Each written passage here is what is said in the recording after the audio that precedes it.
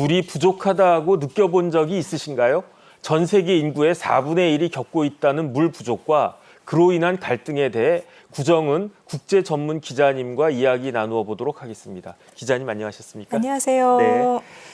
그 세계 1위 인구 대국이라고 하면 인도와 중국 아니겠는가 이런데 인도 중국 맨날 부딪히잖아요. 뭐 국경에서도 부딪히고 하는데 이번에는 물을 놓고 크게 한판 붙는다 그 이야기를 하던데 사실은 우주에서 딱 보면 중국에서 뭐 만리장성도 보인다라고 하는데 또 어마어마한 댐이 있지 않습니까? 그런데 이번에 중국이 그것보다도 더 큰 댐을 짓는다라고 한다면서요.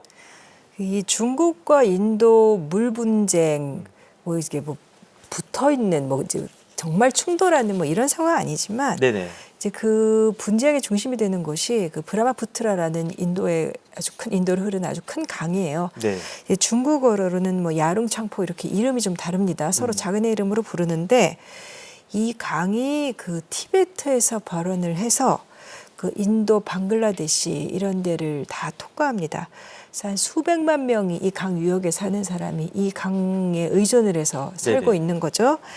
근데 이 강이 사실은 잠재적인 이슈다라고 했던 거는 너무 오래전이에요. 중국과 인도, 현대 중국과 인도 건국된 직후인 한 1950년대부터 서로 간에 뭐 이 강의 잠재력 이런 거 놓고 얘기도 좀 설전이 오간 적도 있었다고 하고 네. 둘 다 이 관심이 많았는데 이제 사실 본격적으로 이 강이 리스크가 되기 시작한 거는 2000년대 들어와서입니다. 2002년에 그때는 이제 양쪽에서 어떤 구체적으로 뭐 행동한 건 아니어서 사실 협약을 맺었어요. 네. 이강 갖고 싸우지 말자. 같이 이제 수자원 공유를 하자. 그래서 특히 이제 그 홍수철에 범람하는 시기에 맞춰서 그 하천 관리 데이터를 공유하는 협정까지 맺었더랬어요. 근데 이제 그리고 나서 2013년인가 그때는 이제 MOU 양해각서 체결 해서 또 잘 해보자 했었고. 네. 근데 이제 문제가 된 게 그 2017년 이후입니다. 2017년에 아까 잠깐 말씀하셨던 그 국경 분쟁. 네. 인도의 북쪽, 중국의 남쪽 아르나찰 프라데시라는 지역에 거기 지금 인도가 시료 지배는 하고 있는데 아무튼 국경 분쟁 벌어져서 좀 충돌도 있었잖아요. 보도도 많이 됐고. 그러면서 서로 굉장히 기분이 상한 거예요. 네. 인도가 이제는 또 중국만 성장한 게 아니라 인도가 많이 경제적으로 성장한 것도 있고 이제 그때 두 나라가 그렇게 국경 분쟁은 그냥 이 물과는 상관이 없는 거였는데 충돌 있고 나서 중국이 앞서 말씀드린 하천 데이터 공유 협정을 좀 중단시키면서 네. 데이터 공유를 이제 끊어버리는 그러니까 일종의 무슨 어떤 새 과시 같은 위협적인 걸 한 적이 있어요. 그러면서 인도 쪽에서는 잘못했다가는 중국하고 사이가 나빠지면은 이 물을 무효하겠다는 거 아닌가 네네. 이렇게 의심할 수 있는 상황이 됐고 그리고 본격적으로 그 리스크가 가시화된 것이 그 2021년이었습니다. 네네. 그때 중국이 제14차 5개년 계획 이거를 발표하면서 거기다가 이 브라마푸트라 강에 대규모 댐 짓는 계획을 갖다가 포함시켜서 공개를 했던 거예요. 근데 이제 그렇게 되면은 이 물 흐름 일단 바뀌는 문제, 네. 생태계 문제. 인도 입장에서는 당장 뭐 홍수 같은 거 걱정되기도 하고 굉장히 지금 위협이라고 느낄 만한 상황이 되어버린 거죠. 네네. 그래서 지금 보면은 그쪽 강은 아니라고 하더라도 메콩강에 그 댐이 지어져 가지고 네. 메콩강 하류에 있는 무슨 뭐 그 나라들 태국이나 베트남, 라오스 이런 나라들이 굉장히 가뭄도 겪고 있다. 이런 것들을 보면 결국은 인도 입장에서도 가만히 있을 수 없겠다 그런 생각이 드는데 이렇게 실질적으로 영향이 있고 그렇기 때문에 주변국들이 강하게 반발을 하는데 중국은 도대체 왜 이런 그 초거대 그 댐 건설 프로젝트를 강행하려고 하는 겁니까? 아까 말씀하셨던 뭐 우주에서도 보인다는 댐 그게 삼협댐, 산샤댐 그게 있잖아요. 네네. 근데 이번에 중국이 여기 브라마푸트라 강에다가 짓겠다고 하는 게 70기가와트를 생산할 수 있다. 저도 단위가 너무 어마어마해서 잘 와닿지는 않는데 네. 한마디로 이건 인도 쪽 언론들 보도입니다. 인도 쪽 언론들 보도를 확인해 보니까 뭐 거기다 중국이 지을 댐이 이 산샤댐보다 발전 규모가 뭐 3배래더라. 3배요? 예, 뭐 이런 얘기들이 나와요. 네네. 그리고 또 하나 저수지를 어마어마한 규모로 만들게 되면은 수력 발전용이니까 네. 그렇게 되면은 물이 이렇게 강으로 흐를 때보다 증발량이 너무 많다는 거예요. 아. 예, 그리고 또 거기 생태 경관 바뀌는 거 그런 것 때문에 이제 인도는 걱정을 하는 건데 네네. 중국의 의도는 뭐 여러 가지가 있겠죠. 보면 뭐 전략적인 것도 있고 경제적인 거, 뭐 기후환경적인 거 여러 가지가 있는데 일단은 에너지 수요죠. 그러니까 에너지. 전력 생산용이고 네네. 그리고 또 하나는 전력을 생산할 때 기후 대응에 맞춰가야 되잖아요. 네. 화석 연료보다 수력 같은 경우는 탄소 배출이 적기 때문에 수력을 지금 중국이 늘리고 있는 거. 이제 중국 입장에서 우리가 글로벌 기준에 맞추고 있다. 네네. 이렇게 얘기를 하고 있는 거고 그다음에 또 하나는 그 수자원 관리. 그건 이제 전력 생산 측면이었다면 수자원 관리. 뭐 일단 물을 가둬두면은 하류에 있는 나라들은 답답하겠지만 또 상류에 있는 중국은 물을 확보할 수 있게 되니까 농업용수, 공업용수 이런 거. 그리고 자기네들은 이제 도시로 돌릴 물이 생기면은 이제 그런 거 수자원 관리 차원에서는 확실하다. 뭐 이렇게 생각을 하고 있는 것 같고 또 여기가 이제 티베트 지역이라서 워낙에 물 부족과 물의 이제 가용성이라고 하는데 필요할 때 쓸 수 있는 양의 충분한 물이 이 문제가 좀 있는 지역이에요. 그러니까 중국 입장에서는 그래서 물을 확보해 놓겠다라고 하는 것 같고요. 네네. 그다음에 또 하나가 아마 그 이제 경제개발 측면 이것도 빼놓을 수 없을 거예요. 뭐 환경적인 요인이 어떻게 되건 말건 간에 어쨌든 대형 건설 공사잖아요. 토목공사. 네네. 이거는 뭐 중국 입장에서는 인프라 투자하면 GDP 올라가는 거잖아요. 네네. 이제 뭐 단 몇 년이라 하더라도 일단 일자리들이 생길 거고 그런 효과도 있을 거고 그다음에 주변국들에서 우려하는 거 그다음에 아마도 중국 마음속에 있는 의도 중에 하나가 아닐까 싶은 것이 이제 네. 지정학적인 영향력. 네네. 아무래도 하류 국가들을 압박할 수 있는 지렛대 하나를 틀어지게 되는 거잖아요. 네네. 근데 그래서 이달 초에 그 인도 쪽에서 어떤 컨퍼런스가 열렸어요. 그래서 거기서 나온 얘기들 보니까 이 컨퍼런스가 어떤 거냐면 히말라야 이남 지역의 물 안보라는 이름의 컨퍼런스였습니다. 네네. 여기서 인도 측 학자는 중국이 수력 발전용 댐을 짓는다고 하는데 이게 하류 국가들한테는 물 폭탄이 될 수 있다. 네. 그러니까 이렇게 얘기를 했었고 네. 또 뭐 그 중국이 당연히 그 얘기도 나왔죠. 메콩강에 댐 지으면서 메콩강 같은 경우는 대형 댐만 한 중국이 한 11개 이렇게 지어놨다고 하는데 여러 나라들이랑 갈등을 빚었고 결국 그 나라들이 반발하면서도 중국의 눈치를 볼 수밖에 없는 상황이니까 이제 아무래도 이제 인도는 긴장하고 있는 거고 결국 푸는 방법은 서로 협력하고 대화하고 외교로 푸는 것밖에 없는 상황입니다. 지금 말씀 들어보니까 중국이 댐을 건설한 이유가 굉장히 많네요. 일단은 전력도 부족하고 물도 부족하고 경제가 나쁘니까 인프라 하면 그것도 그렇죠. 좋고 예. 거기에다가 주변국들 뭐 인도 같은 지금 또 인도가 신흥국으로 막 발전하고 예. 있으니까 인도를 견제할 수도 있고 어쨌든 인도 입장에서는 걱정할 수밖에 없을 것 같은데 그런데 이렇게 중국 인도만의 문제가 아니고 이번에는 저기 그 미국 쪽으로 가도 미국과 멕시코도 물을 가지고 서로 힘겨루기를 하고 있다면서요? 어떤 상황입니까? 두 나라 사이에 이제 흐르는 큰 강 중에 리오그란데라고 네네. 하는 강하고 그다음에 콜로라도 강 이런 것들이 있는데 네.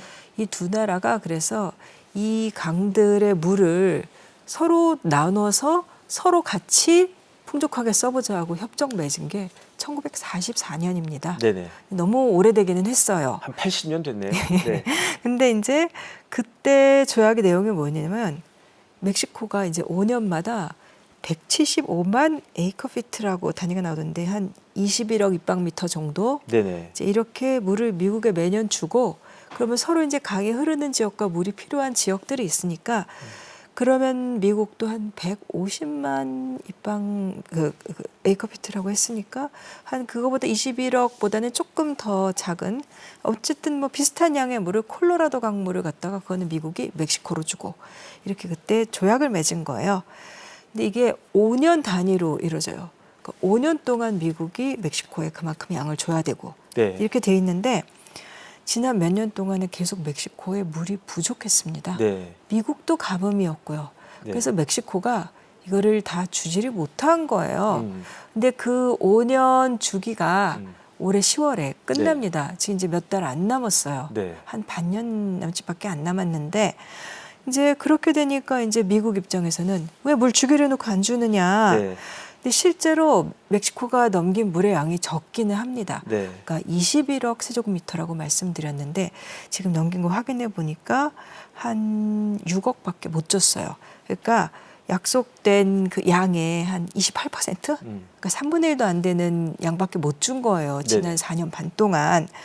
그러니까 특히 지금 도널드 트럼프 미국 대통령 멕시코가 우리의 물을 훔쳐가고 있다. 막 이제 이렇게 얘기를 하고 그리고 또 이제 미국 쪽에서는 그럼 우리도 콜로라도 쪽 물 안 준다. 뭐 이렇게 또 이제 압박을 하고 있고 실제로 중간중간 중단을 하고 있고 네네. 그리고 또 이제 미국은 멕시코한테 지금 관세 압박 많이 하잖아요. 이 관세 압박하면서 일단 뭐 멕시코의 그 무역 흑자도 얘기하고 그다음에 멕시코의 이민자 통제도 얘기하고 거기다 지금 물 문제까지 엮고 있어요. 그래서 그 왜 북미 자유무역 합정 나프타 대체한 미국, 멕시코, 캐나다 무역 합정 있잖아요. 네. 근데 그게 이제 2026년에 재협상해야 되는데 지금 뭐 이걸 다 엮어가지고 멕시코가 물 안 내놓으면은 내년에 그거 안 해버린다 이런 식으로 좀 으르려는 그런 움직임을 보이고 있고 그다음에 올해 초에는 미국 하원에서 주로 이제 남부 주들의 의원들이 멕시코 규탄 결의안까지 채택은 안 됐습니다만 아무튼 발의하고 했었어요. 네. 그럼 멕시코 쪽에서는 그 클라우디아 셰인바움 대통령 우리가 안 주고 싶어서 안 주는 게 아니라 못 주는 거다. 네네. 실제로 물이 많이 모자라고 멕시코에 이제 이렇게 상황이 이렇게 된 거는 기후 변화 때문에 가뭄이 너무 심해져서다. 주고 싶어도 못 준다. 그런데 1944년에 그 조약은 사실 지금과는 기후 환경 자체가 많이 바뀌었기 때문에 이걸 좀 현실에 맞게 조정해야 되지 않느냐라고 네. 지금 멕시코는 얘기하고 있는 거고 그리고 실제로 멕시코는 중앙정부가 미국에 넘기는 물을 늘리고 싶어도 내부의 반발이 너무 심할 거예요. 멕시코 네. 언론들 나오는 거 보면은 미국 살리기 위해서 그럼 우리 농민들은 죽어나가야 되느냐. 이게 몇 년 전부터 가뭄이 이어지고 계속되는 상황이어서 사실 2020년인가 21년인가 그때는 이 북부주에서 이 정부가 미국에 물 더 주겠다라고 하니까 항의 시위가 열리고 그 시위에 그 유혈 진압하는 과정에서 사람이 뭐 사망한 그런 일도 있었어요. 네. 그렇기 때문에 멕시코 정부 입장에서는 굉장히 어려운 문제인 거죠, 이거는. 말 그대로 미국과 멕시코 사이의 물물 교환이 위기에 봉착하게 된 것 같다 네. 그런 생각이 듭니다. 근데 사실 우리나라도 물 부족 국가다라는 말을 이제는 막 하기 시작하는데 전 세계적으로 물 부족 현상이 얼마나 심각한 겁니까? 제가 그 작년에 유네스코 자료를 보니까 네네. 전 세계에서 그 쓰이는 물, 그러니까 담수의 70% 가까이가 사실은 다 농업으로 들어갑니다. 농업으로 들어가고 뭐 산업용수는 사실 20%도 안 돼요. 네네. 세계로 따지면 그 다음에 한 10% 남짓이 이제 뭐 도시용수라고도 하고 우리가 생활용수라고 보면 되겠죠. 네. 근데 이 농업에 쓰이는 관계용수의 한 4분의 1, 그다음에 생활에 쓰이는 물의 한 절반, 이 지하수입니다. 근데 세계 인구의 한 절반 정도는 연중 뭐 일부 기간이라도 어쨌든 1년에 한두 번이 됐든 한 달이 됐든 이렇게 물 부족을 겪는 일이 있다라는 거예요. 세계 네. 인구의 절반이. 그리고 또 물의 문제라는 게 오염 문제도 있어요. 깨끗한 물에 대한 접근권, 이제 네네. 그 외국 국제기구에서 이런 표현을 쓰는데 이 오염 문제도 있고 이게 저소득 국가에서는 폐수 처리가 잘 안 돼서 이제 물의 질이 떨어지는 거고 네. 고소득 국가에서는 이제 주된 오염 원인이 이제 농업 역시 배출되는 물 이런 것들인데 그다음에 이제 물 관련 재해, 홍수 가뭄 이런 것들도 있고 그래서 이제 세계 물 위험 지수 이런 것들이 나와요. 근데 네네. 예를 들면 뭐 유엔이 이렇게 어떤 국가들을 뽑아가지고 이 나라가 물 부족 국가다 이렇게 하는 건 없습니다. 다만 이제 세계 자원연구소라든가 이런 데서 사람들이 느끼는 위험도 중심 기준으로 해서 한마디로 먹고 사는데 필요한 물, 농사 짓는데 필요한 물 얼마나 부족하냐 이걸 가지고 좀 물 스트레스라는 말을 쓰는데 네. 이제 건강하고 안전하고 충분하게 이렇게 물을 얼마나 먹고 쓸 수 있느냐. 근데 보면은 25개국 정도가 매년 극심한 물 스트레스를 겪는다라고 해요. 근데 이 25개국에 사는 사람이 전 세계 인구의 한 4분의 1 정도 됩니다. 네네. 이제 그리고 근데 이제 보면은 뭐 이해하기 쉬워요. 사실 들으면은 이 물 스트레스 제일 심한 지역 중동 북아프리카입니다. 건조한 지역. 이 나라들 당연히 이제 그 중동 북아프리카에서는 인구의 한 83%가 좀 이제 극심한 물 스트레스에 노출돼 있다라고 하고, 근데 뭐 가장 심한 나라는 이제 뭐 바레인, 키프로스, 뭐 쿠웨이트 뭐 이런 나라들인데 네. 문제는 이게 앞으로 점점 더 심해질 거라는 거죠. 네. 그런데 지금 우리 전 세계적으로 예. 과학이 계속 발달하고 있지 않습니까? 예. 그럼에도 불구하고 왜 이렇게 물 부족한 것인가? 물 부족의 원인은 무엇입니까? 제일 중요한 거는 인구 증가죠. 인구, 사람이 많아졌다. 결국 네네. 그러니까 결국 물 사용량, 물 요구되는 수요, 이 수요가 1960년 이후에 한 2배로 늘었다고 해요. 이거는 뭐 너무 쉽게 이해를 할 수 있는. 그다음에 또 기후 변화 요인이죠. 기후 변화 때문에 전 세계의 강우량이 극적으로 줄었다는 게 아니라 강우 패턴이 바뀌잖아요.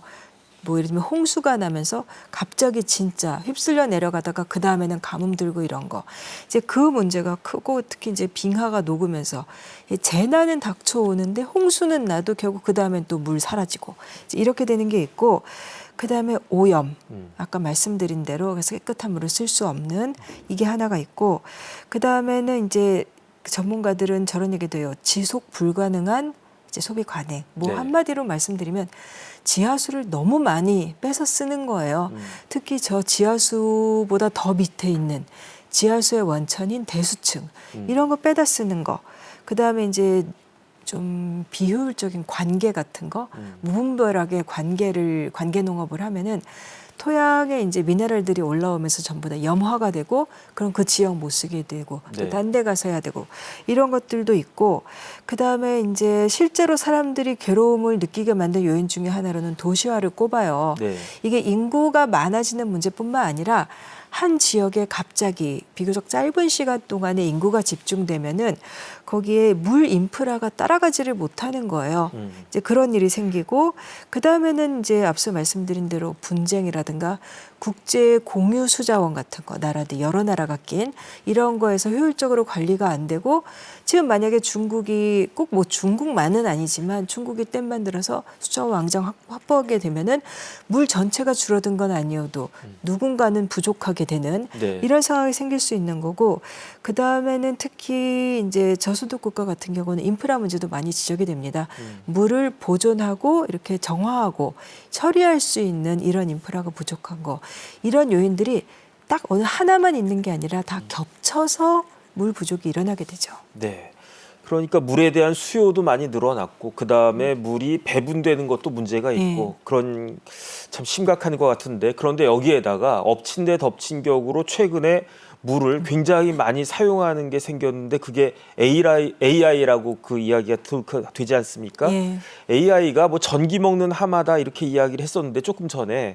그런데 이제는 AI가 물 먹는 하마이기도 하다, 이런 이야기가 있던데, 그렇게 물을 많이 사용합니까? 지금 지적이 많이 되고 있는데, 사실은 제가 자료를 찾아보니까 네.